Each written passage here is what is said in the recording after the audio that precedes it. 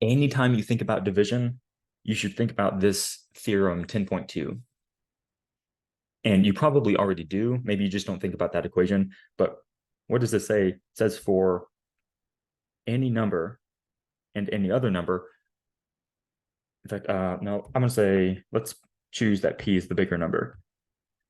So if I have a big number, I can divide a smaller number into that a certain number of times, but I might not be able to do so evenly. I might have a remainder.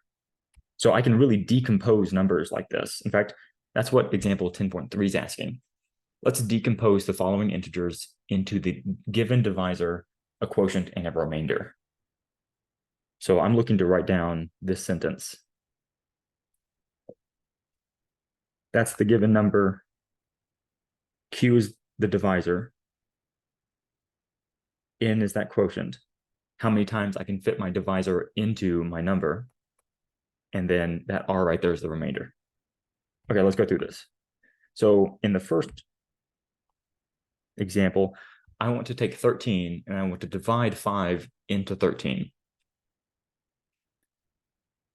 So I want to be able to write 13 as 5 times something plus a remainder. And I can see that if I take this 5 and I double it, that puts me at 10, right? And I can't go any further because if I put a 3 right there, it put me at 15, and that's over 13. So the biggest number I can choose is the 2. 5 times 10 gives me, or sorry, 5 times 2 gives me a 10, which means that my remainder is a 3. Right? 13 is equal to 5 times 2 plus 3.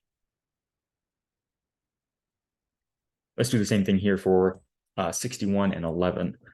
I want to write 61 as something times 11, and then plus maybe a remainder. All right, so if I want to fit 11 into 61, I don't think I can do that evenly. I think the highest number of 11s that I can fit in there are 5. Because 5 times 11 gives me a 55. Yeah, so 6 times 11 would put me at 66. So the biggest I can get is 55. And then I have to go the rest of the way to get to 61 with this remainder. So the remainder should be, to get to 55, I can go up 6. And that puts me at 61.